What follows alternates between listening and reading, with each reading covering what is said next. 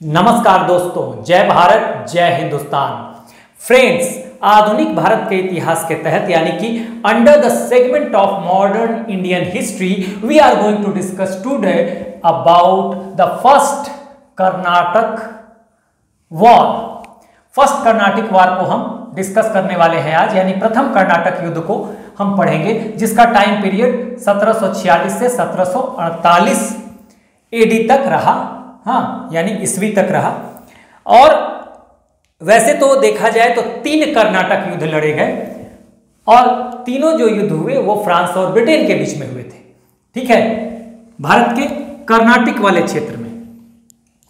ठीक है, तो ये तीनों युद्ध हुए, लेकिन आज हम सिर्फ प्रथम युद्ध की बात करने वाले हैं और अगले 2 युद्धों की चर्चा हम अलग अलग 2 वीडियोस में करेंगे आगे। ठीक है, तो जैसा कि आप जानते हैं कि कई यूरोपीय कंपनियां भारत व्यापार करने के लिए आई। ठीक है, जिसमें से जो प्रमुख कंपनियां रहीं, उनमें जो प्रमुख कंपनियां व्यापार के इरादे से भारत आई, उसमें पुर्तगाली रहें, पी स्टैंड्स फॉर पोर्टुगीज, फिर डच रहें, नीदरलैंड के निवासियों को डच कहा जाता है, फिर ब्रिटिशर्स यानी कि इंग्लिश आए और अंत में फ्रेंच आए। ऐसा नहीं कि और कंपनियां नहीं आई, फ्रांस के पहले डेनमार्क वाले भी आए और फ्रांस के बाद स्वीडन भी आया, लेकिन उनका कोई उतना इंपॉर्टेंस नहीं है। क्रम के बारे में जो सवाल पूछे जाते हैं वो मैंने पिछले वीडियोस में बता दिया था। यहां हम 4 प्रमुख कंपनियों की ही बात कर रहे हैं और इन 4 प्रमुख कंपनियों की अगर बात करें तो अगर हम लोकेशन देख ले यूरोप में, तो ये पुर्तगाली हैं सबसे पहले जो भारत आते हैं। उसके बाद डच, देखिए डच यहां पर है, ये यहां पर देखिए यही नीदरलैंड है, यहीं पे डच है। ये नीदरलैंड के निवासियों को डच कहा जाता है। उसके बाद आज अगर हम इंग्लिश यानी ब्रिटिशर्स की बात करें तो यहीं पे देखेंगे ये एक आइलैंड है, ये ब्रिटेन है और फिर अंत में फ्रांस आता है। ये फ्रांस का क्षेत्र हो गया। ठीक है ना, ये फ्रांस का क्षेत्र हो गया।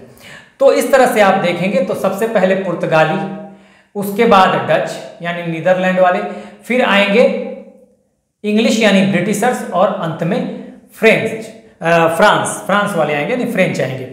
तो ये कंपनियां भारत आती हैं, ये प्रमुख कंपनियां हैं। ठीक है, और मैंने बता भी दिया कि अन्य जैसे डेनमार्क वाले भी आए थे, अंग्रेजों के बाद डेनमार्क वाले आए, सीधे फ्रांस वाले नहीं आए। ठीक है ना, सीधे फ्रेंच नहीं आए, डेनमार्क वाले आए। और फ्रांस के बाद एक और यूरोपीय देश आता है, वो आता है स्वीडन। तो उसकी चर्चा हम कर चुके हैं पिछले वीडियोस में। तो आप देखेंगे कि इन 4 प्रमुख कंपनियां रहीं, ये प्रमुख इसलिए हैं क्योंकि इन्होंने ही ज्यादा दिन तक भारत में अपने एग्जिस्टेंस को बनाए रखा और इन्होंने धार्मिक रूप से, सामाजिक रूप से और आर्थिक रूप से, साथ ही राजनीतिक रूप से भी अपना प्रभाव छोड़ा भारत में। ठीक है ना, लेकिन अगर आप इन 4 प्रमुख कंपनियों को देखेंगे तो पुर्तगालियों की शक्ति को भारत में खत्म किया डचों ने और डचों के पावर को भारत में खत्म किया अंग्रेजों ने, यानी कि ब्रिटिशर्स ने, इंग्लिश ने। सबसे अगर प्रमुख कंपनियों के लिहाज से प्रमुख कंपनी, सबसे अंतिम प्रमुख कंपनी जो रही वो रही फ्रेंच ईस्ट इंडिया कंपनी। तो जब डच और पुर्तगालियों का भारत में एक तरह से इनका पावर जो है खत्म हो जाता है, इनकी शक्ति क्षीण हो जाती है, तो अब आप देखेंगे कि 2 ही कंपनियां बच जाती है, ब्रिटिश ईस्ट इंडिया कंपनी या इंग्लिश ईस्ट इंडिया कंपनी और फ्रेंच ईस्ट इंडिया कंपनी। अब इन्हीं दोनों शक्तियों के बीच में अपने भारत में अपने अस्तित्व को लेकर युद्ध शुरू होगा। ठीक है, इन्हीं दोनों शक्तियों के बीच में भारत में, क्योंकि अब ये 2 तो खत्म हो चुके हैं, तो अब ये 2 शक्तियां बची हैं और इन दोनों के बीच में ही अपने अस्तित्व को बचाने के लिए, कहां पे, किस जगह पे, भारत में अपने अस्तित्व को बचाने के लिए वॉर शुरू होगा। ठीक है, और इसी वॉर को कहा गया कर्नाटक युद्ध। कर्नाटक युद्ध, या अंग्रेजी में इसको लिखा जाता है कर्नाटिक। आज का कर्नाटक के से लिखा जाता है, कर्नाटिक वॉर। ठीक है, ये कर्नाटिक वॉर। अंग्रेज और फ्रांस के बीच भारत में अपने वजूद को, अपने अस्तित्व को बचाने के लिए जो लड़ाई हुई, हाँ 3 लड़ाइयां हुई, उसी को कर्नाटक युद्ध के नाम से जाना जाता है। ठीक है, तो अब देखिए 3 लड़ाइयां कैसे कैसे होती हैं। तो एक तरह से मैंने ये टेबल बना दिया है ताकि आपको चीजें याद रहे। हाँ, बाकी हम डिस्कस तो भी बहुत ही कॉन्सेप्चुअली इन चीजों को पढ़ेंगे। ठीक है, देखिए ये 3 कर्नाटिक वॉर्स लड़े गए भारत में, और इन तीनों को एक टेबल के रूप में जो मुख्य बातें हैं, टाइम पीरियड, रीजन यानी कि कारण क्या थे उनके, और किस संधि के तहत युद्ध का अंत होता है, इसके लिए मैंने एक टेबल बना दिया है, क्योंकि यहां से भी कुछ सवाल बन जाते हैं एग्जाम में। तो ये अभी हम देखेंगे, लेकिन डिस्कशन डिटेल में हम पहले युद्ध का ही कर रहे हैं। ठीक है, तो सबसे पहले ये समझ लीजिए कि कर्नाटिक रीजन क्या था। तो कर्नाटिक रीजन में ये वॉर हुए। तो आज के कर्नाटका से, आज का कर्नाटका के से लिखा जाता है, उस समय कर्नाटिक सी से लिखा जाता है, CARNATIC, कर्नाटिक। तो उस समय का जो कर्नाटिक रीजन है, वो जो उसको आप देखेंगे तो वो देखिए, आज उस समय जो मद्रास प्रेसिडेंसी था, ये पूरा यानी कि देखेंगे तो तेलंगाना आज का, तमिलनाडु, ठीक है ना, आंध्रा का कुछ क्षेत्र, ठीक है, और उसके अलावा कर्नाटका का कुछ, ये सारा आपको कर्नाटिक रीजन में आ जाता था। जैसे मद्रास है, आज चेन्नई जिसको कहते हैं, तो आज तो तमिलनाडु में है, लेकिन उस समय कर्नाटिक रीजन में आता था। पौंडीचेरी उस समय कर्नाटिक रीजन में आता था। ठीक है ना, तो ये आपको ध्यान देना पड़ेगा। आज का कर्नाटका जो देखेंगे आप, तो महाराष्ट्र के नीचे कर्नाटक का क्षेत्र आपको मिलेगा, लेकिन उस समय का कर्नाटक डिफरेंट था। और आप देखेंगे कि इसी क्षेत्र में ये लड़ाइयां होती हैं। ठीक है, तो मैंने एक रीजन इसलिए बता दिया कि कंफ्यूज ना करें आप आज के कर्नाटक से और उस समय के कर्नाटिक से। ठीक है ना, उस समय के कर्नाटिक में मद्रास प्रेसिडेंसीज के जो क्षेत्र होते थे, खासकर उसमें आंध्र प्रदेश, हाँ आज का आंध्र प्रदेश का कुछ क्षेत्र, आज के तेलंगाना का कुछ क्षेत्र, हाँ तमिलनाडु का लगभग पूरा क्षेत्र था, केरला का क्षेत्र, कर्नाटका का कुछ क्षेत्र, वो सारा कर्नाटक रीजन में आता था। और आज का कर्नाटक आप देखेंगे महाराष्ट्र के नीचे, महाराष्ट्र के नीचे कर्नाटक है, जो उसकी स्थिति, आज के कर्नाटक की स्थिति उस समय के कर्नाटक की स्थिति से बिल्कुल अलग है। ठीक है, तो ये समझाने के लिए था ताकि आपकी क्लैरिटी बनी रहे। अब देखिए यहां पर आप देखिए प्रथम कर्नाटक युद्ध, फर्स्ट कर्नाटक युद्ध का समय जो है 746 to 748। Reason war of succession in Austria, Austria में उत्तराधिकार को लेकर जो युद्ध हुआ, ठीक है, वो कारण बना भारत में फ्रांस और ब्रिटेन के बीच युद्ध का, यानी कि फर्स्ट कर्नाटक वॉर का। और ये खत्म होता है एक्सला-सापेल की संधि के साथ, ट्रीटी ऑफ एक्सला-सापेल, इसी को एला-सापेल भी बोलते हैं। सेकेंड 749 टू 754 लड़ा गया, और कारण हैदराबाद व कर्नाटक में उत्तराधिकार को लेकर लड़ाई चल रही थी, ये इसका कारण था, हैदराबाद और कर्नाटक। तो देखिए हैदराबाद और कर्नाटक की अगर बात करेंगे तो ये कर्नाटक था, ठीक है, ये कर्नाटक, ठीक है, ये कर्नाटक, ये हैदराबाद, हैदराबाद उस समय के हिसाब से देखें तो यहां पे वॉर ऑफ सक्सेशन की समस्या चल रही थी, हाँ उत्तराधिकार की लड़ाई चल रही थी, तो ये एक रीजन था। और ये खत्म होता है कैसे, ये सेकंड कर्नाटक वॉर खत्म होगा पौंडीचेरी की संधि के साथ। और थर्ड जो है उसका टाइम पीरियड 1746 टू 1763 तक है, हाँ 1756 से 1763 तक। और इसका रीजन यूरोप में सप्तवर्षीय युद्ध हुआ, वही था, ठीक है, 7 years वॉर इन यूरोप, ठीक है, और ये खत्म होगा पेरिस की संधि के साथ। तो इन तीनों को आप एक टेबल के रूप में भी रखिएगा। इसका रीजन ये है कि आपको संधियां याद रहेंगी, किस संधि के साथ खत्म हुआ, और रीजन याद रहेगा, यानी कि कारण याद रहेगा, किस कारण से ये युद्ध रहे, जो मुख्य बातें हैं। ठीक है, और एक चीज यहां से ये भी सवाल बन जाएगा, देखिए कारण से भी सवाल आता है, और किस संधि के साथ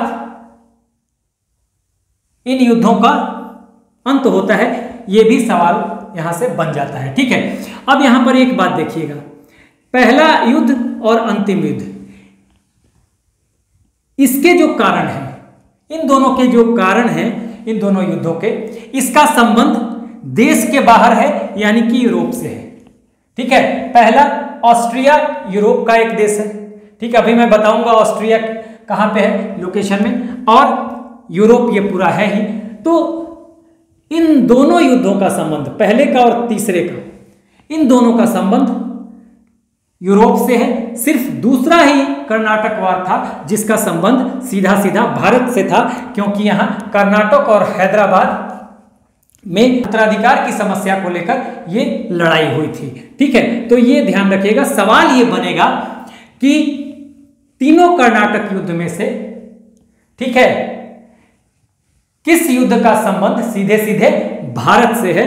तो आप कहेंगे दूसरा कर्नाटक युद्ध या द्वितीय कर्नाटक युद्ध, दूसरा कर्नाटक युद्ध कह सकते हैं, द्वितीय कर्नाटक युद्ध या सेकंड कर्नाटक वार। तो यहां से आपका ये चीज क्लियर हो गया। इस टेबल के लिए आप एक स्क्रीनशॉट ले लीजिए। ठीक है, इस टेबल का स्क्रीनशॉट लीजिए। अब देखिए, हम यहां पर शुरुआत जब कर रहे हैं तो आपको समझना चाहिए कि हम फर्स्ट बैटल की शुरुआत कर रहे हैं यहां पर। तो यहां पर देखिए, इसी बैटल को आप याद रखिएगा, कहा जाता है सेंट थोमे का युद्ध, बैटल ऑफ सेंट थोमे। ठीक है, इसको बैटल या वॉर, बैटल कहा जाता है सेंट थोमे। थोमे, सेंट थोमे कहाँ था? मद्रास में, मद्रास के पास था, यहीं पे होगा सेंट थोमे, मद्रास के पास। ठीक है, मद्रास के पास सेंट थोमे होगा, अभी मैं बताऊंगा। और उसके बाद आप देखेंगे कि ये किस नदी के किनारे था? तो ये अडयार नदी के किनारे, अडयार रिवर के। तो सवाल ये भी आता है कि किस युद्ध को सेंट थोमे, किस कर्नाटक युद्ध को सेंट थोमे का युद्ध कहते हैं? तो कहते हैं प्रथम कर्नाटक युद्ध को। ठीक है, और अडयार रिवर के किनारे, हाँ, सेंट थोमे का युद्ध किस नदी के किनारे हुआ था? तो अडयार रिवर, अडयार नदी के किनारे। तो ये दोनों बातें आपको यहां पे याद रखनी है। देखिए, एक तो इसी को सेंट थोमे का युद्ध कहते हैं, हाँ, सेंट थोमे के बैटल के नाम से भी जाना जाता है प्रथम कर्नाटक युद्ध को। और अडयार नदी के किनारे ये युद्ध हुआ था, ध्यान रखिएगा। अब आइए यहां पर देख लेते हैं, ऑस्ट्रिया में उत्तराधिकार के प्रथम कर्नाटक युद्ध को हम देख रहे हैं। यहां ऑस्ट्रिया में उत्तराधिकार की समस्या चल रही थी और उसी को लेकर यह युद्ध शुरू हुआ था। अब देखिए, यहां पे ऑस्ट्रिया को समझ लीजिए। यहां पर आप देखिएगा कि ऑस्ट्रिया में उत्तराधिकार की समस्या को लेकर फर्स्ट कर्नाटक युद्ध होता है। यहां पर देखिएगा, आप देखिए, ये जो है, ये है यूरोप में। आप देखिए, ये पुर्तगाल है। यहां से आप चलते हैं अगर, तो बिस्के की खाड़ी को पार करते हैं, और बिस्के की खाड़ी को पार करने के बाद ये ब्रिटेन है। तो आप इंग्लिश चैनल से निकलते हुए जब आप उत्तरी सागर में पहुंचते हैं तो यहां आपको दो देश दिखाई देते हैं। ये जो है, ये है नीदरलैंड, इनके निवासियों को डच कहा जाता है। और यहीं पे देखिए, ये जो ग्रीन वाला पार्ट बन रहा है, ये जो ग्रीन वाला पार्ट, ये है बेल्जियम। बेल्जियम और नीदरलैंड, इन्हीं दोनों देशों के पूर्व में आप देखेंगे कि एक देश है जर्मनी। ये है जर्मनी, ठीक है ना, जर्मनी। और जर्मनी के साउथ ईस्ट में, यानी कि दक्षिण पूर्व में, जर्मनी के दक्षिण पूर्व में आप देखिए, दक्षिण पूर्व में जर्मनी के यही जो है,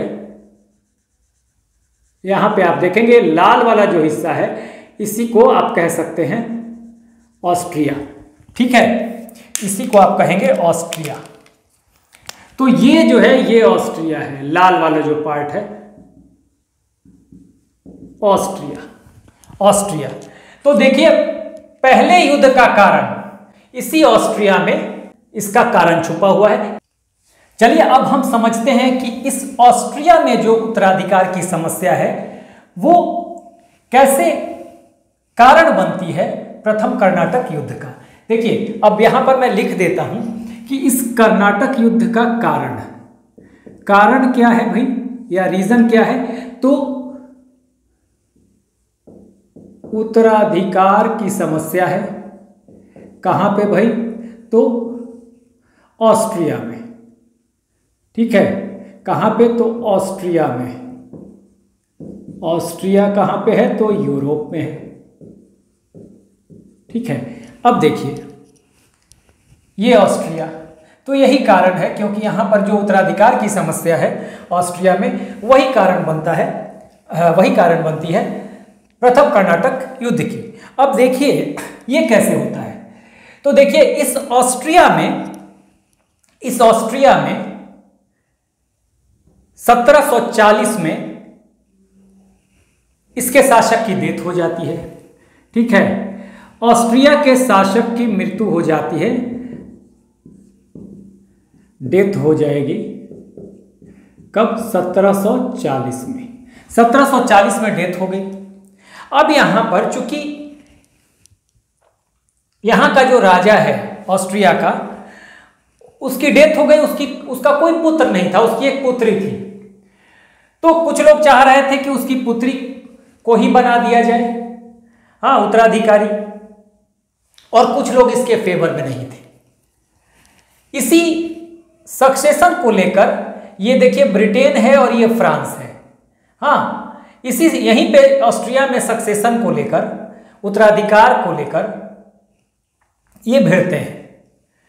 ब्रिटेन कहता है कि इस ऑस्ट्रिया में कोई उत्तराधिकारी के रूप में एक ऐसा कैंडिडेट होना चाहिए जो ब्रिटेन को फेवर करे, और फ्रांस भी यही चाहता है कि कोई ऐसा कैंडिडेट यहां पर हो उत्तराधिकारी के रूप में जो फ्रांस को फेवर करे। अब इसी बात को लेकर दोनों यूरोप में भिड़ जाते हैं। ठीक है, और दोनों जब यूरोप में भिड़ते हैं तो इसकी सूचना भारत तक पहुंचेगी। ठीक है, इसी उत्तराधिकार की समस्या को लेकर, ठीक है ना, क्या होगा? फ्रांस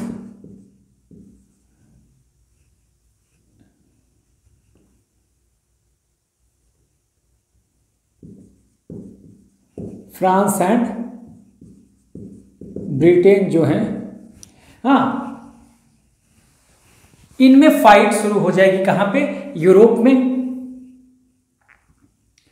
इनमें जो है फाइट एक तरह से, या वॉर कह दीजिए, वॉर शुरू हो जाएगा, बैटल शुरू हो जाएगा।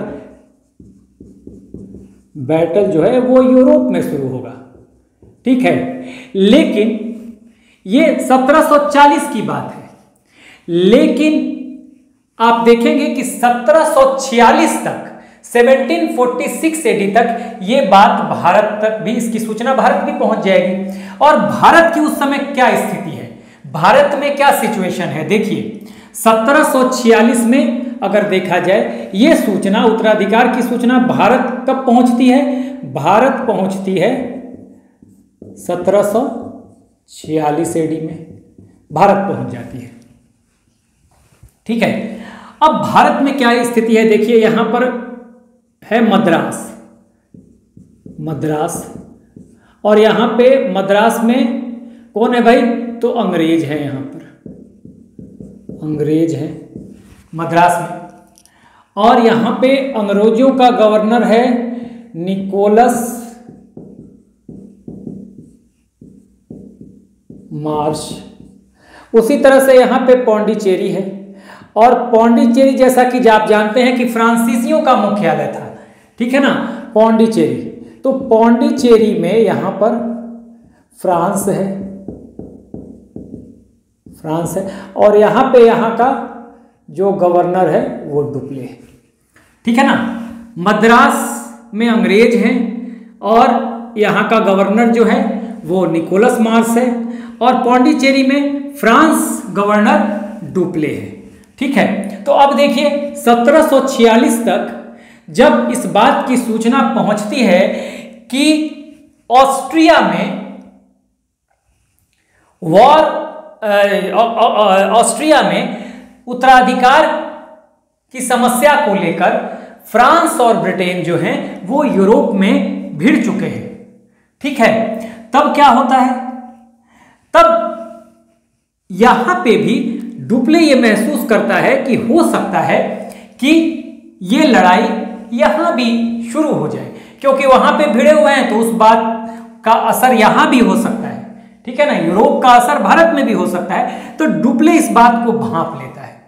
लेकिन डुप्ले थोड़ा सा चालाक व्यक्ति है, वो जानता है कि अगर अंग्रेजों से यहां पे लड़ाई होती है तो इनसे लड़ना आसान काम नहीं है। क्यों? क्योंकि अंग्रेजों की नेवी यानी कि नौसेना बहुत ही स्ट्रांग है और इसका रीजन भी है, ठीक है। देखिए, पुनर्जागरण का सबसे ज्यादा फायदा ब्रिटेन को ही हुआ था, ठीक है ना। ये ब्रिटेन क्यों हुआ था? देखिए, ब्रिटेन जो है ना, ये ब्रिटेन है और ये जो है ये एक आइलैंड है, द्वीप है जो चारों तरफ से समुद्र से घिरा हुआ है। अब देखिए, इसको थल सेना की जरूरत ही नहीं है, इसलिए थल सेना पे फोकस नहीं करना है। हाँ, इसको किस पे फोकस करना है? नेवी पे फोकस करना है, ठीक है ना। इसका व्यापार सारा दूसरे देशों से अगर होगा भी तो जहाज से ही होगा, पानी के जहाज से। तो इसको क्या करना है? जहाजों का विकास करना है, यानी जल पानी के जहाजों का, जलयानों का, ठीक है ना। हाँ, तो इन सब चीजों का विकास करना है। तीसरी बात यह है कि चूंकि ये एक आइलैंड है, द्वीप है, चारों तरफ से समुद्र से घिरा हुआ है, तो इसका किसी भी दूसरे देश के साथ बॉर्डर डिस्प्यूट भी नहीं है, उसका सवाल ही नहीं उठता, हाँ, सीमा विवाद का। तो एक तरह से इन सब परेशानियों से ब्रिटेन बचा हुआ है और इसी वजह से कहा जाता है कि पुनर्जागरण के दौर में ब्रिटेन में सबसे ज्यादा औद्योगिक विकास हुए और ब्रिटेन ने अपने नेवी पे बहुत ज्यादा फोकस किया, ठीक है। तो इसकी नौसेना जो है बहुत ज्यादा स्ट्रांग रही। तो देखिए, डुप्ले को ये पता है, ये सवाल भी आता है कि कई बार आपको एग्जाम में लिखने के लिए आता है कि पुनर्जागरण का सबसे ज्यादा फायदा या लाभ जो है वो ब्रिटेन को मिला, कैसे?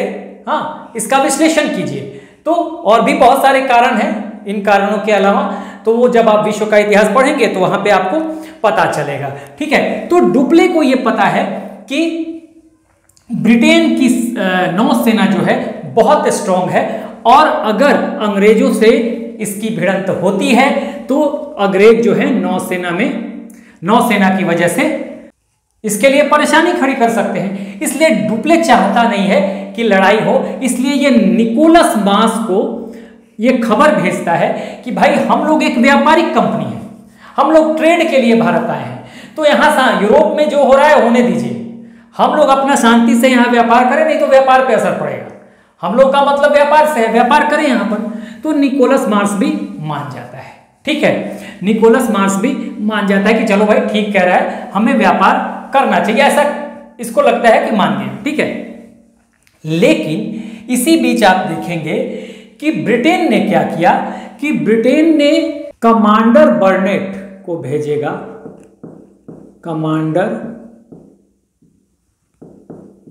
बर्नेट, ये कौन भेजता है? ब्रिटेन। हाँ, एक नौसेना के साथ, नेवी के साथ, किसकी मदद के लिए? अंग्रेजों की मदद के लिए, ठीक है। अब उधर से तो चल दिया ये, ठीक है ना। अब किसी तरह से इसकी सूचना पहुंच जाती है डुप्ले के पास। डुप्ले के पास जब इसकी सूचना पहुंचेगी तो फिर इस मामले में ये कर्नाटक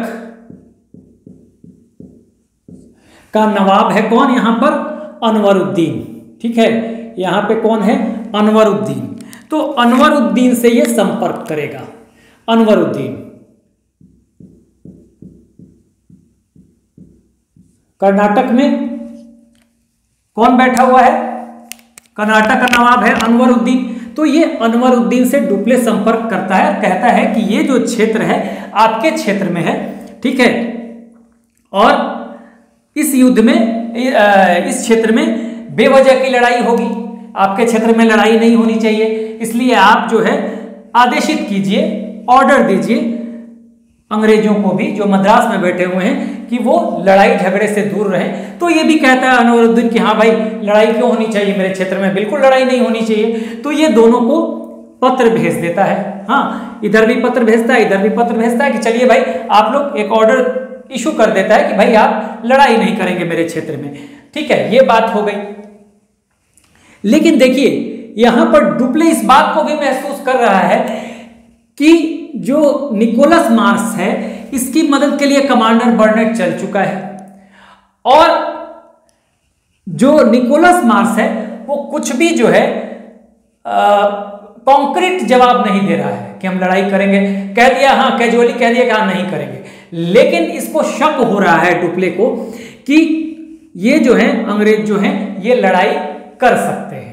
ठीक है, तो डुप्ले भी क्या करता है, इसने देखा कि ब्रिटेन से कमांडर बर्नेट आ गया, तो इसने भी अपनी सेफ्टी के लिए, चलो भाई लड़ाई नहीं होगी तो अच्छी बात है, लेकिन अगर लड़ाई होती है तो हमको भी तो अपनी सेफ्टी चाहिए, इसलिए ये क्या करता है कि मॉरिशस में, देखिए मॉरिशस से अपने एक सहयोगी, मॉरिशस का जो फ्रेंच गवर्नर है ला ब्रूडेन, या ला ब्रूडेने भी कहते हैं या ला ब्रूडेनाइस भी कहते हैं, ठीक है ना। तो कहां पे है मॉरिशस, देखिए ये अफ्रीका है, ये अफ्रीका है, और अफ्रीका के पास ये मेडागास्कर है, ठीक है, और मेडागास्कर के पास ही ये जो है, ये जो क्षेत्र है ये मॉरिशस है। मेडागास्कर के पास ये क्षेत्र जो है, यही जो है ये मॉरिशस है, जिसपे फ्रांसीसियों ने 1721 में कब्जा कर लिया था। मैंने जब भारत में फ्रांसीसियों का आगमन पढ़ाया था तो वहां पे बताया था 1721 में फ्रांसीसियों ने यहां पे कब्जा कर लिया था। तो यहां पे कौन है, यहां पे है फ्रांसीसी गवर्नर ला ब्रूडेने, ला ब्रूडेनाइस भी कहते हैं, बोर्डोनाइस या ब्रूडेनाइस, इसको अंग्रेजी में लिखते हैं ला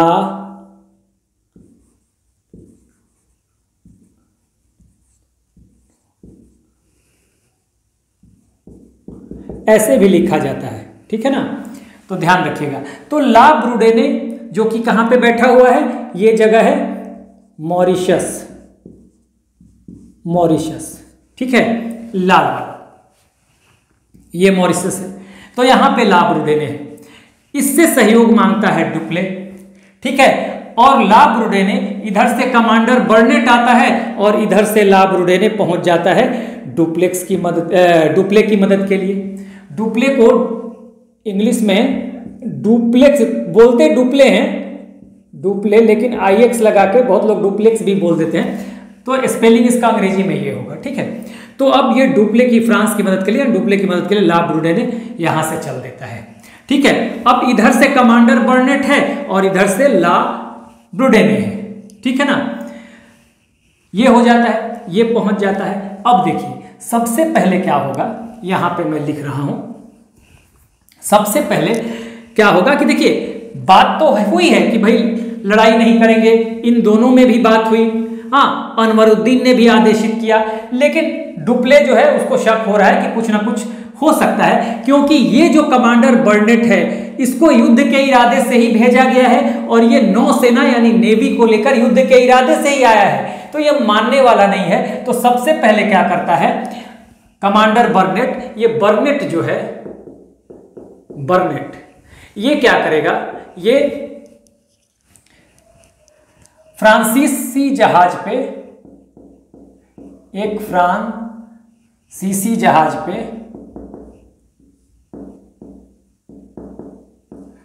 पे कब्जा कर लेता है,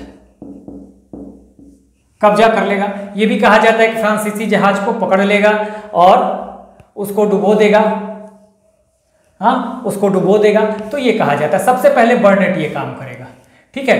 अब बर्नेट जब ये करता है तब क्या होगा कि इसके बाद नेक्स्ट स्टेप में बर्नेट फ्रांसीसी जहाज पे कब्जा कर लेगा।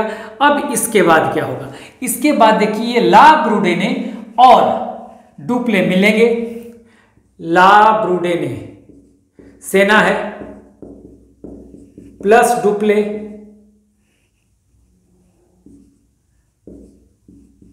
डुप्ले यानी फ्रांस। अब ये दोनों मिलकर क्या करेंगे कि हमला करेंगे मद्रास पे, मद्रास पे हमला करेंगे और मद्रास को कैप्चर कर लेंगे। और कैप्चर्ड मद्रास, यानी मद्रास किसके पास आ गया, फ्रांसीसियों के पास आ गया, ठीक है। मद्रास जो है, ये मद्रास, ये किसके पास आ गया? डुप्ले के पास आ गया, यानी कि फ्रांसीसियों के पास आ गया। ठीक है, तो मद्रास कैप्चर हो गया। अब क्या होगा कि देखिए, जब मद्रास कैप्चर हो जाएगा तो अब ला ब्रूडेने जो मॉरिशस से आया है हेल्प करने के लिए, किसको? फ्रांस को, यानी कि डुप्ले को। ला ब्रूडेने थोड़ा लालची किस्म का व्यक्ति है। ये कहता है डुप्ले से कि भाई हम क्या करें कि हमने तो मद्रास जीत ही लिया है, और जब मद्रास जीत लिया तो अब क्या करना है? हाँ, कुछ पैसा वैसा लेते हैं, फिर छोड़ देते हैं मद्रास को। लेकिन डुप्ले जो है वो एम्बिशियस है, बहुत ज्यादा महत्वाकांक्षी है, वो मद्रास को छोड़ना नहीं चाहता है। वो कहता है नहीं भाई, मुझे इसकी जरूरत नहीं है, हाँ, पैसों वैसों की। ठीक है, हम लोगों ने, आप और हम मिलकर हमने मद्रास जीता, मद्रास फ्रांस के पास ही रहना चाहिए, हमें जरूरत नहीं है। महत्वाकांक्षी व्यक्ति है। लेकिन ला ब्रूडेने जो है ये लालची है, और इसके बाद की जो स्थिति होगी मद्रास को कैप्चर करने की, अब ला ब्रूडेने क्या करेगा नेक्स्ट? ला ब्रूडेने जो है ये घूस खाएगा, ब्राइब इसको दिया जाएगा अंग्रेजों की तरफ से, और अंग्रेजों की तरफ से घूस लेकर ला ब्रूडेने वापस चला जाएगा।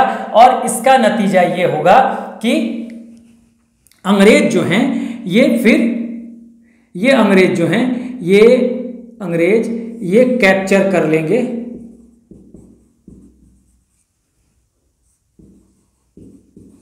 मद्रास। ठीक है, अब ये मद्रास फिर अंग्रेजों के पास आ जाएगा। ठीक है, ये जो मद्रास है ये किसके पास आ जाएगा? ये अंग्रेजों के पास आ जाएगा। देखिए क्या हुआ, फिर से समझिएगा। बर्नेट ने सबसे पहले, ये जो बर्नेट आ रहा है, फ्रांसीसी जहाज पे कब्जा किया, उसको डुबो दिया कहा जाता है। इस वजह से ला ब्रूडेने और डुप्ले दोनों मिलते हैं, क्योंकि ला ब्रूडेने डुप्ले की मदद के लिए आया है मॉरिशस से। अब ये दोनों मिलेंगे और दोनों मिलकर हमला कर देंगे मद्रास पे, और मद्रास को पे कब्जा कर लेंगे, ये कैप्चर कर लेंगे मद्रास को। अब ला ब्रूडेने कहता है भाई कि हम घूस वूस लेके, कुछ पैसा वैसा लेके मद्रास छोड़ देते हैं, अब हमारा काम हो गया। लेकिन डुप्ले नहीं मानता है, और उसके बाद ये धोखा करता है डुप्ले के साथ ला ब्रूडेने घूस ले लेता है और वापस चला जाता है। और इसके बाद जो होगा, हाँ, ला ब्रूडेने अंग्रेजों से घूस लेता है, और फिर इसका नतीजा ये होता है, इसको ऐसे लिख देते हैं। ठीक है, इसका नतीजा, अंग्रेजों से ये घूस लेता है, और इसका रिजल्ट क्या होगा? इसका रिजल्ट ये होगा कि जो अंग्रेज जो हैं वो मद्रास जीत लेते हैं। अंग्रेजों की क्या होती है? मद्रास पर जीत हो जाती है। ठीक है, फिर अंग्रेज जो है मद्रास जीत लेंगे। तो यहां तक बात हो गई। ला ब्रूडेने घूस लेकर वापस चला गया, और किससे? अंग्रेजों से। अब इसका रिजल्ट क्या होगा कि अंग्रेज फिर मद्रास पे अटैक करके मद्रास जीत लेंगे। अब फिर मद्रास आ गया अंग्रेजों के पास, पहले फ्रांसीसियों के पास था, फिर मद्रास पे जो है अंग्रेजों के पास आ गया। ठीक है, अब यहां पर क्या होगा आगे, कि मैंने बताया कि डुप्ले नहीं चाहता है मद्रास देना, अभी भी बहुत महत्वाकांक्षी है। तो फिर वो एक चाल चलता है, और फिर पहुंचता है वो किसके पास? डुप्ले पहुंचेगा अनवरुद्दीन के पास, हाँ, यानी कि कर्नाटक के नवाब के पास, और कहेगा कि आप जो है न्यूट्रल रहिए, हम दोबारा, यानी फ्रांस जो है दोबारा जो है वो मद्रास पे हमला करेगा और कैप्चर करेगा। आप चिंता मत कीजिए, आप न्यूट्रल रहिए। ये नहीं कि आपके क्षेत्र में हो रहा है तो आप भी इंटरफेयर कर दीजिए इसमें। हाँ, हम मद्रास जीतेंगे, और जीतने के बाद फिर आप ही को दे देंगे। ठीक है ना, हम मद्रास जीत के आप ही को दे देंगे। ठीक है ना, मद्रास जीतेंगे और आपको दे देंगे, मद्रास पे कैप्चर करेंगे और आपको दे देंगे। ठीक है, ये कहा किसने? डुप्ले ने। किससे? अनवरुद्दीन से। तो अनवरुद्दीन भी मान गया। तो आगे अब एक जो लड़ाई होगी वही सेंट थोमे की लड़ाई होगी, उसे हम देखते हैं। लेकिन पहले एक बार इसको समझ लीजिए जल्दी से कि यहां से जो सवाल बनेगा कि देखिए कारण क्या था, अगर पूछा जाए कि कारण क्या था प्रथम कर्नाटक युद्ध का, तो उत्तराधिकार की समस्या कहां पे, ऑस्ट्रिया में हो गई थी। ये ऑस्ट्रिया है और यहीं पे उत्तराधिकार की समस्या थी, और इसी उत्तराधिकार की समस्या को लेकर यहां पर युद्ध हुआ था। किसके किसके बीच में, फ्रांस और ब्रिटेन के बीच में ये युद्ध हुआ। पहले यूरोप में शुरू होता है, पहले फ्रांस और ब्रिटेन जो है ये यूरोप में भिड़ते हैं। ये कब की बात है, तो ये डेथ होती है यहाँ के शासक की 1740 में। हाँ, और 1740 में जब डेथ होती है तो यहाँ उत्तराधिकार की समस्या उत्पन्न हो जाएगी। यहाँ के ऑस्ट्रिया के शासक के पास इसका कोई पुत्र नहीं है, पुत्री है, तो बहुत सारे लोग पुत्री को बनाना चाहते हैं उत्तराधिकारी और बहुत सारे लोग इसके विरोध में हैं। ठीक है, हाँ, इसी क्रम में फ्रांस और ब्रिटेन भी चाहते हैं कि उनका मनपसंद व्यक्ति जो है, कैंडिडेट जो है, ये उत्तराधिकारी बने, क्योंकि ब्रिटेन चाहता है कि ऐसा व्यक्ति यहाँ पर उत्तराधिकारी हो ऑस्ट्रिया में जो ब्रिटेन को फेवर करे। फ्रांस चाहता है ऐसा व्यक्ति ऑस्ट्रिया में उत्तराधिकारी हो जो फ्रांस को फेवर करे। इसी बात को लेके दोनों 1740 में ही यूरोप में भिड़ते हैं और उसी का असर भारत में, उसी की सूचना 1746 में पहुंच जाती है। और 1746 में जो कंपनियां हैं, मद्रास में अंग्रेजों की कंपनी है और पौंडीचेरी में फ्रांसीसियों की कंपनी है। यहाँ पे मद्रास में निकोलस मार्श जो है ये अंग्रेज गवर्नर है, जबकि पांडिचेरी में डुप्ले जो है फ्रांसीसी गवर्नर है। ठीक है, अब इन दोनों के बीच लड़ाई की संभावना बढ़ती है और दोनों बात भी आपस में करते हैं कि लड़ाई नहीं करेंगे, लेकिन ब्रिटेन की तरफ से कमांडर बर्नेट को भेजा जाता है नेवी लेकर। ठीक है, नेवी लेकर। तो जब इधर से कमांडर बर्नेट आता है तो डुप्ले भी अपनी सुरक्षा के लिए क्या करता है, ला ब्रूडेने जो मॉरिशस में फ्रेंच गवर्नर है उसको बुलाता है अपने हेल्प के लिए। ला ब्रूडेने आता है। ठीक है, कौन आता है, ला ब्रूडेने। अब ला ब्रूडेने जब आ जाता है, तो इधर बर्नेट है और इधर ला ब्रूडेने है। अब क्या होगा, सबसे पहले बर्नेट, कमांडर बर्नेट जो ब्रिटेन का है, ये फ्रांसीसी जहाज पे कब्जा कर लेता है। ठीक है, कब्जा कर लेगा और कब्जा करने के बाद नेक्स्ट क्या होता है, इसका रिजल्ट कि ला ब्रूडेने और डुप्ले फिर मिलेंगे आपस में और इनकी संयुक्त सेना जो है कैप्चर कर लेगी, हमला करके मद्रास पे हमला करेगी और मद्रास को नियंत्रण में अपने ले लेगी। ठीक है, अब जो है ला ब्रूडेने जो कि मॉरिशस से आया है, ये थोड़ा लालची किस्म का व्यक्ति है। डुप्ले से कहता है कि भाई हम जो हैं वो कुछ पैसा वैसा लेके मद्रास छोड़ देते हैं, लेकिन डुप्ले नहीं मानता और क्या होता है उसका नतीजा कि ला ब्रूडेने घूस ले लेता है और वापस चला जाता है। और इसका रिजल्ट ये होता है कि इसका रिजल्ट ये हो जाता है कि अंग्रेज जो हैं वो फिर मद्रास पर इनकी जीत हो जाती है। मद्रास को ये कैप्चर कर लेते हैं। यहां तक ये था। ठीक है, तो यहां से जो सवाल बनेगा कि सबसे पहला सवाल ये बनेगा कि कारण क्या था, तो कारण ऑस्ट्रिया में उत्तराधिकार की समस्या। ठीक है, और यहां पर जो दो गवर्नर थे वो कौन कौन से थे। ठीक है, तो मद्रास में पूछा जाएगा कि उस समय अंग्रेज गवर्नर कौन था। तो निकोलस मार्श। पूछा जा सकता है कि फ्रांसीसी गवर्नर कौन था, तो डुप्ले। अंग्रेज कहाँ थे उस समय, तो मद्रास में, और फ्रांसीसी कहाँ थे, तो पौंडीचेरी में। ठीक है, डुप्ले की मदद के लिए कौन आया, तो ला ब्रूडेने। ये सवाल बनेगा मोस्ट इंपॉर्टेंट। कहां से आया, तो मॉरिशस से आया। ठीक है, ये सवाल बनेगा। ठीक है, कमांडर बर्नेट कहां से आया, तो ब्रिटेन से आया। ठीक है, किसकी मदद के लिए, तो अंग्रेजों की मदद के लिए। ठीक है, यहां तक ये बात हो गई। तो ये हमने देख लिया।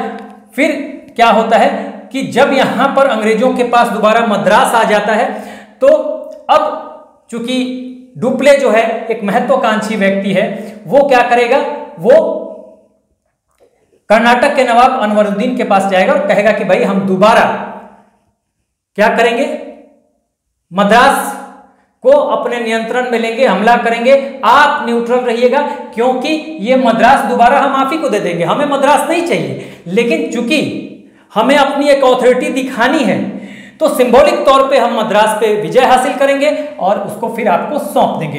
अनवरुद्दीन मान जाएगा। ठीक है, तो एक बार आप स्क्रीनशॉट लीजिए, फिर हम आगे बढ़ेंगे। Let's move on. देखिए, डुप्ले ने यहां पर प्रॉमिस तो कर दिया कि भाई आप न्यूट्रल रहिए, अनवरुद्दीन को आप रहिए न्यूट्रल। डुप्ले ने कहा मैं मद्रास पे करूंगा अटैक, मद्रास को कैप्चर करूंगा और फिर चूंकि ये मेरी एक महत्वाकांक्षा है, सिंबॉलिक तौर पे अपनी ऑथोरिटी दिखाने के लिए मैं मद्रास को अपने नियंत्रण में लेना चाहता हूं अंग्रेजों से।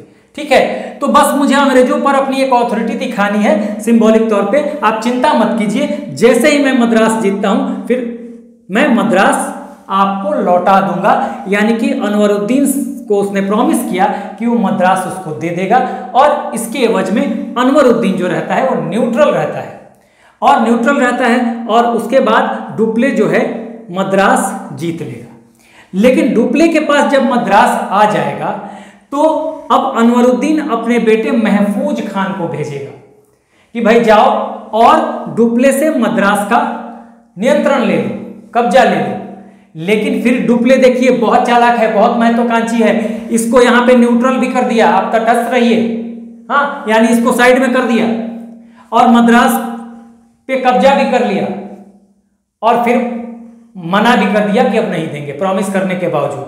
तो डुप्ले ने अपने प्रॉमिस, डुप्ले जो है वो अपनी प्रॉमिस से, अपने वादे से वो मुकर गया, और इस वजह से ये अनवरुद्दीन जो है ये नाराज हो जाता है, और फिर ये अनवरुद्दीन वर्सेस डुप्ले यहां पर हो जाएगा। डुप्ले वर्सेस अनवरुद्दीन, ठीक है, अनवरुद्दीन। डुप्ले को जब अंग्रेजी में लिखेंगे तो IX भी लगाएंगे, ठीक है, अनवरुद्दीन। अब अनवरुद्दीन की तरफ से रिप्रेजेंटेटिव कौन है? इसका बेटा है। हाँ, इसका रिप्रेजेंटेटिव कौन है, इसका प्रतिनिधि कौन है, रिप्रेजेंटेटिव कौन है भाई? तो रिप्रेजेंटेटिव इसका है महफूज खान।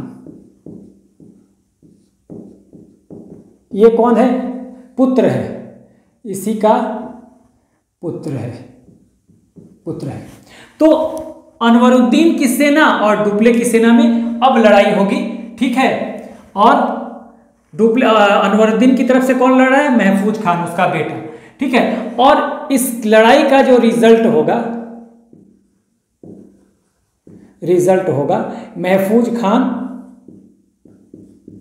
जो अनवरुद्दीन का रिप्रेजेंटेटिव बन के गया है, तो महफूज खान की हार हो जाएगी, डिफीट हो जाएगी, महफूज खान हार जाएगा, ठीक है। तो महफूज खान हार जाएगा, और इस तरह से इस हार का रिजल्ट क्या होगा? इस हार का रिजल्ट होगा कि फाइनली जो मद्रास है, मद्रास पर नियंत्रण किसका हो जाता है? नियंत्रण हो जाता है डुप्ले का, यानी कि डुप्ले का मतलब डुप्ले का, यानी कि आप कह सकते हैं डुप्ले, यानी कि फ्रांस का यहां पर हो जाता है नियंत्रण मद्रास पर। तो इस तरह से देखिए डुप्ले ने क्या किया, अनवरुद्दीन को धोखा दिया, प्रॉमिस करने के बाद भी इसने मद्रास को अपने कब्जे में रखा। और फिर देखिए इसी लड़ाई को, ये जो डुप्ले वर्सेस अनवरुद्दीन होता है, इसी को कहा जाता है, ये जो लड़ाई होगी, ये जो युद्ध होगा, ये वॉर जो होगा, ये वॉर, हाँ, इसी वार को कहा जाएगा सेंट थॉमे का वार। Saint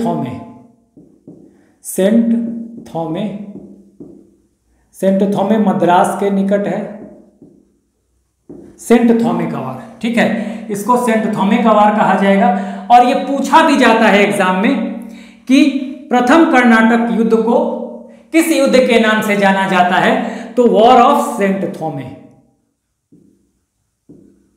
war of saint Thome. ये हुआ कब? ठीक है, ये वॉर जो होता है, ये होता है 1746 में, ध्यान रखिएगा, 1746 में ये वार होता है, और इसको सेंट थॉमे का वार कहते हैं। और ये जो इसी को प्रथम कर्नाटक, यही प्रथम कर्नाटक वार हो गया। और ये प्रथम कर्नाटक वार या सेंट थॉमे का वार जो वार है, इधर ही मैं लिख देता हूं, ये वार कहां पे हुआ?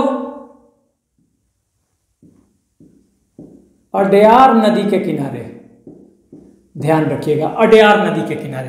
तो ये आपको ध्यान रखना है। अब देखिए यहां से जो सवाल बन जाएगा, हाँ, कि 1746 में जो यहां से सवाल बनेगा, जो प्रथम कर्नाटक युद्ध हुआ उस कर्नाटक युद्ध को किस नाम से जाना जाता है, तो वॉर ऑफ सेंट थोमे, यहां से सवाल बनेगा।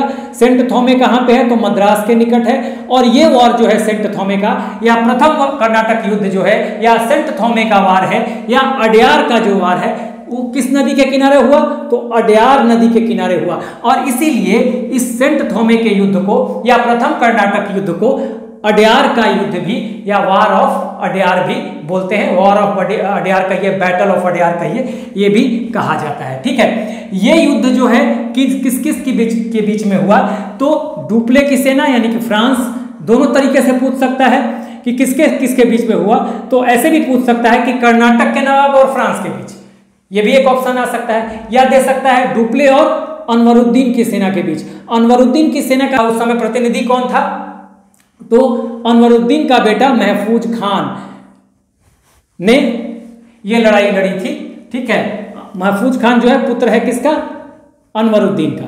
अनवरुद्दीन कौन है, कर्नाटक का नवाब है। इसका रिजल्ट क्या हुआ था, सेंट थोमे की वार का, सेंट थोमे की जो लड़ाई हुई थी या सेंट थोमे का जो युद्ध हुआ था या बैटल ऑफ सेंट थोमे जो था, उसका रिजल्ट क्या हुआ था, तो अनवरुद्दीन की सेना की हार हुई थी, यानी महफूज खान की हार हो गई थी। और फिर उसका रिजल्ट क्या हुआ था कि मद्रास पर नियंत्रण जो है वो डुप्ले का यानी कि फ्रांस पे हो गया था। ठीक है, तो इस तरह से आप देखेंगे कि प्रथम कर्नाटक युद्ध ही सेंट थोमे के युद्ध के नाम से जाना जाता है। सेंट थोमे कहां पे है, मद्रास के निकट है। ठीक है, और अड्यार नदी के किनारे है, इसलिए इसको अड्यार का युद्ध भी कहा जाता है। ठीक है, यह युद्ध डुप्ले और अनवरुद्दीन की सेना के साथ हुआ, लेकिन अनवरुद्दीन उस लड़ाई में नहीं था डायरेक्ट, उसका बेटा महफूज खान अनवरुद्दीन की तरफ से लड़ रहा था, जिसमें उसकी हार होती है।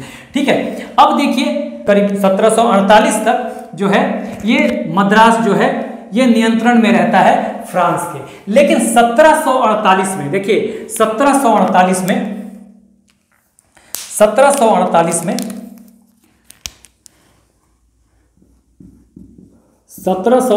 में यूरोप में एक ट्रीटी होगी। वो ट्रीटी होती है एक्स-ला-शापेल ट्रीटी होगी। ट्रीटी यानी कि संधि। ट्रीटी कौन सी होगी भाई,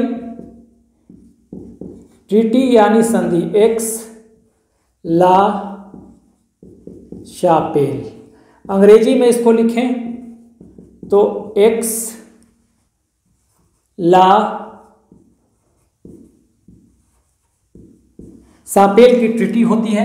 कब होती है, 1748 में। कहां पे होती है, देखिए ये जर्मनी में एक जगह है आखन, वहां पे होती है, इसलिए इसको ट्रीटी ऑफ आखन भी कहा जाता है। तो जर्मनी में होती है। और इस ट्रीटी के अनुसार यथास्थिति जो है वो मेंटेन कर दी जाती है, यानी कि ये ट्रीटी जो है इसी ट्रीटी के साथ एंड हो जाता है किसका,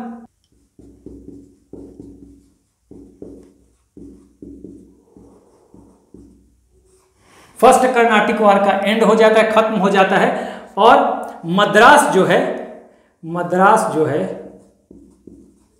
वो चला जाता है किसके पास, अंग्रेजों के पास, यानी कि अंग्रेजों के पास, यानी कि ब्रिटेन के पास। देखिए अब यहां पर समझिएगा, यहां पर देखिए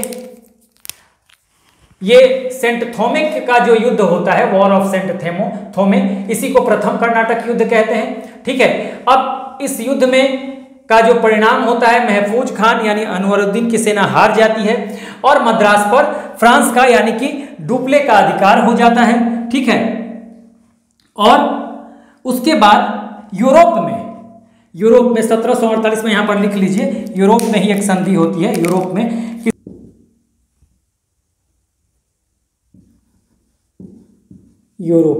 ठीक है, यूरोप में ही एक संधि होती है एक्स-ला-शापेल। तो इसी एक्स-ला-शापेल की संधि के तहत ट्रीटी ऑफ एक्स-ला-शापेल, ठीक है, या चैपल भी कहते हैं, कहां पे होती है ट्रीटी, यूरोप में। कब होती है? 1748 में। और इसी ट्रीटी के तहत ये प्रथम कर्नाटक वॉर जो है, प्रथम कर्नाटक युद्ध जो है वो खत्म हो जाता है। और इसमें क्या होता है देखिए, एंड हो जाता है क्या? First Carnatic war. और देखिए यहां पर गलत लिख दिया, ये मैंने ऐसे नहीं लिखा जाएगा, ये मैं ऐसे कर देता हूं। ये जो है देखिए यहां पर एंड लिख देता हूं मैं। एंड किसका भाई? तो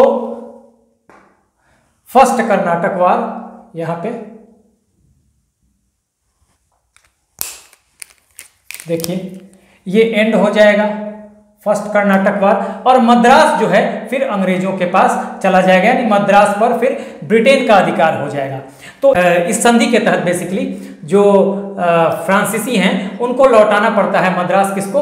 अंग्रेजों को, यानी ब्रिटेन के पास चला जाता है। और ऐसा नहीं है, इसके बदले फ्रांस को भी अमेरिका में एक जगह दी जाती है, ठीक है, जिस पर ब्रिटेन का कब्जा था।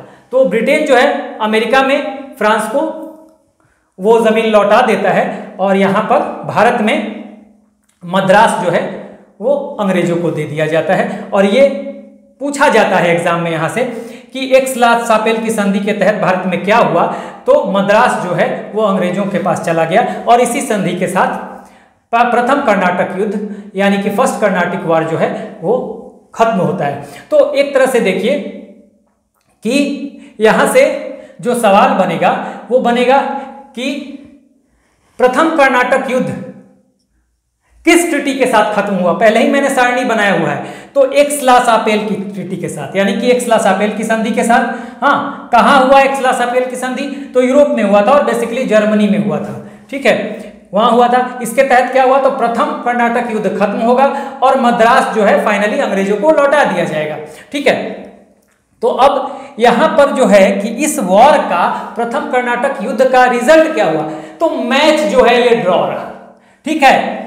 पौंडीचेरी यहां पर फ्रांस के पास रहा और मद्रास पहले भी अंग्रेजों के पास था तो अंग्रेजों के पास चला गया। तो स्टेटस को बरकरार रहा, यानी यथास्थिति मेंटेन रही, कुछ भी इसका निष्कर्ष नहीं निकला। हाँ, डुप्ले के लिए एक बहुत बड़ा झटका था, ठीक है ना, डुप्ले के लिए एक बहुत बड़ा झटका था, क्योंकि डुप्ले बहुत महत्वाकांक्षी था, एम्बिशियस था, और उसने बड़े ही एम्बिशन के साथ, एक बड़े इरादे के साथ मद्रास को कैप्चर किया था।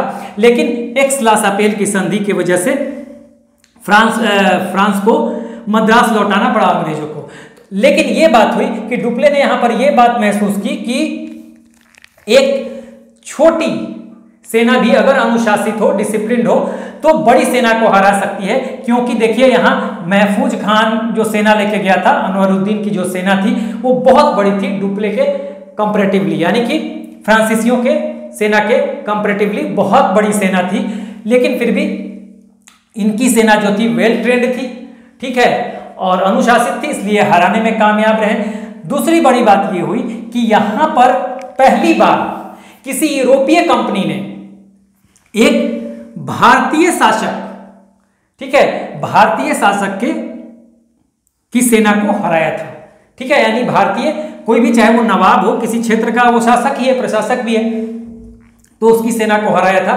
और यहां से उनको एक बल मिला था, हाँ, एक एनकरेजमेंट मिला था, और उन्हें यह लगा था कि अब वो सीधे भारतीय शासकों से भिड़ सकते हैं, ठीक है ना, भारतीय शासकों से भिड़ सकते हैं। और यही वो युद्ध है सेंट थोमे का, जहां से यूरोपीय कंपनियों का भारतीय राजनीति में हस्तक्षेप शुरू हो गया। तो हमने ये सारा देख लिया। हाँ, तो यहीं से देखिए मोस्ट इंपॉर्टेंट एक्स-ला-शापेल की संधि को याद रखिए, ठीक है, मोस्ट इंपॉर्टेंट यहां पर सवाल पूछा जाएगा, ठीक है ना, कि प्रथम कर्नाटक युद्ध जो है किस संधि के साथ खत्म हुआ? तो एक्स-ला-शापेल की संधि के साथ। कहां पे हुआ था? ये तो यूरोप में हुआ था। इस संधि के तहत क्या हुआ था? एंड तो हुआ ही, और मद्रास जो है अंग्रेजों के पास चला गया, ठीक है। प्रथम कर्नाटक युद्ध किस युद्ध के नाम से जाना जाता है? तो मोस्ट इंपॉर्टेंट सेंट थोमे के युद्ध के नाम से भी जाना जाता है, और बैटल ऑफ अडयार भी के नाम से भी जाना जाता है, क्योंकि ये अडयार नदी के किनारे हुआ, तो ये भी इंपॉर्टेंट है, ठीक है। किस किस के बीच हुआ? तो फ्रांस, ठीक है, और अनवरुद्दीन की सेना के बीच में हुआ, ठीक है, अनवरुद्दीन का कौन था, तो कर्नाटक का नवाब था। तो इस तरह से हमने प्रथम कर्नाटक युद्ध को खत्म कर लिया। अगले वीडियो में हम देखेंगे सेकेंड कर्नाटक वार यानी द्वितीय कर्नाटक युद्ध। अभी लीजिए आप एक screenshot. So this is the end of the video. Do like, share and subscribe. Take care, keep smiling. जय हिंद।